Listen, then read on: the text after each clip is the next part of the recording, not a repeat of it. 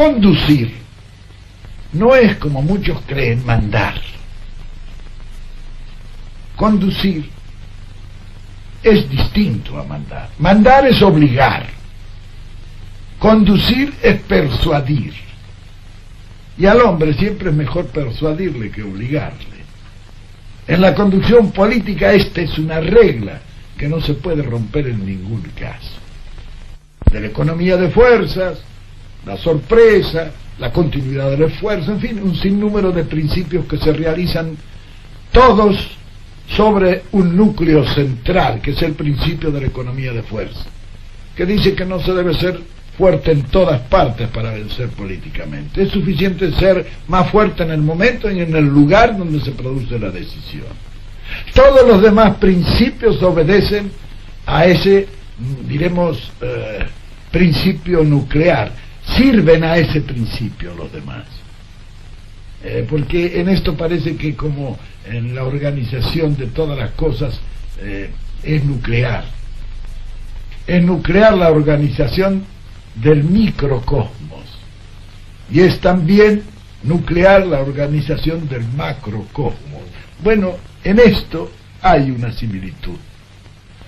La técnica de la conducción, bueno, la técnica tiene unas variantes tremendas que se adquieren mediante el estudio, pero también mediante la práctica. Un ejemplo suele aclararlo todo, como decía Napoleón.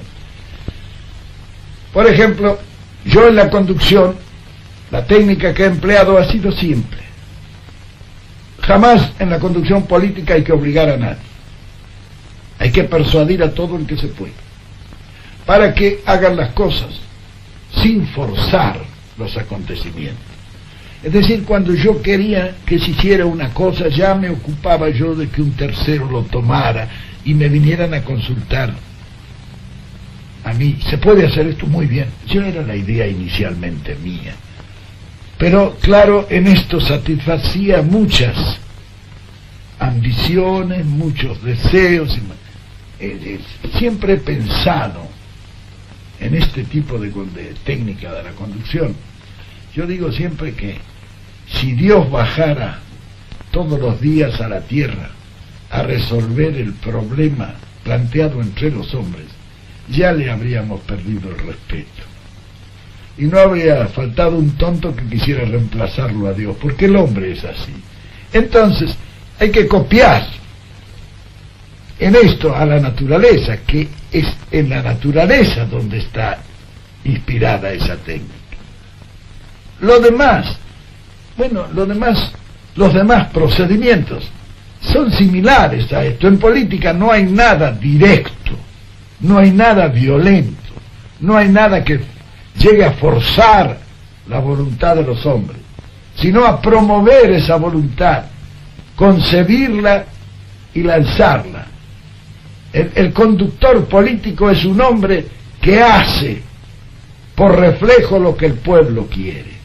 Él recibe la inspiración del pueblo, él la ejecuta, y entonces puede tener la absoluta seguridad que lo va a realizar mejor, porque los pueblos difícilmente se equivocan. Para conducir un pueblo, la primera condición es que uno haya salido del pueblo, que sienta y piense como el pueblo. Quien se dedica a la conducción debe ser profundamente humanista. El conductor siempre trabaja para los demás, jamás para él. Hay que vivir junto a la masa, sentir sus reacciones, y entonces recién se podrá unir lo teórico a lo real, lo ideal a lo empírico. Bien, la conducción política tiene un sinnúmero de características originales que llevan a comprenderla. La política no se aprende, la política se comprende, y solamente comprendiéndola es como es posible realizarla racionalmente. Decía el mariscal de Sajonia que él tenía una mula que lo había acompañado en más de 10 campañas, pero decía también, la pobre mula no sabe todavía nada de estrategia. Lo peor es que él pensaba que muchos de los generales que también lo habían acompañado sabían lo mismo que la mula. Con la política pasa más o menos lo mismo. Hay hombres que toda su vida han hecho la política, pero nunca la han comprendido. Y otros que sin haberla hecho, la han comprendido.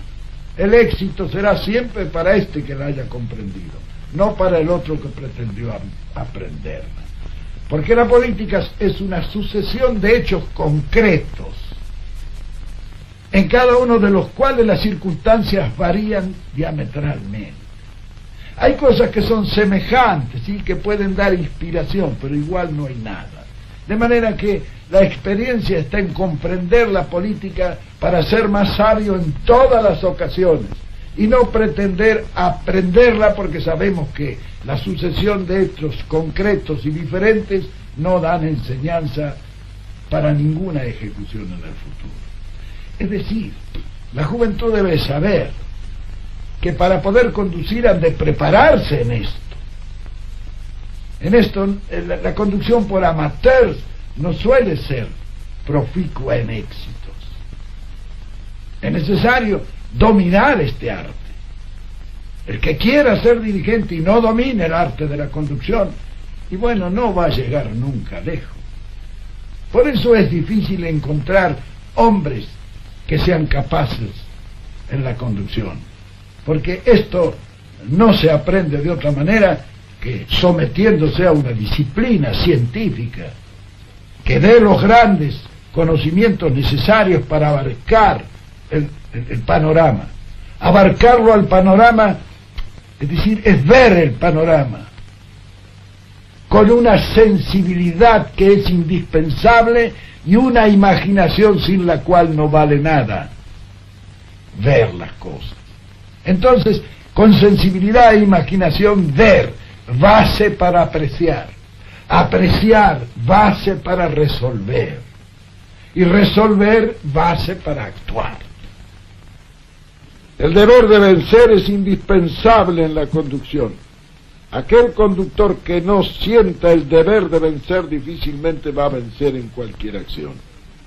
El que quiere conducir con éxito tiene que exponerse.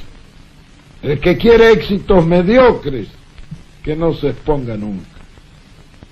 Y si no quiere cometer ningún error, lo mejor es que nunca haga nada. Es decir, la juventud debe saber que para poder conducir han de prepararse en esto. En esto, la conducción por amateurs no suele ser proficua en éxitos. Es necesario dominar este arte. El que quiera ser dirigente y no domine el arte de la conducción, y bueno, no va a llegar nunca lejos.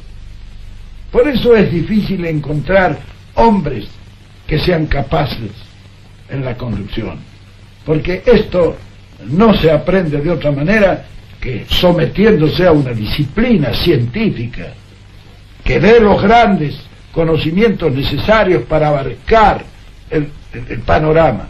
Abarcarlo al panorama, es decir, es ver el panorama con una sensibilidad que es indispensable y una imaginación sin la cual no vale nada. Ver las cosas. Entonces, con sensibilidad e imaginación, ver, base para apreciar. Apreciar, base para resolver. Y resolver, base para actuar. Ese es el proceso.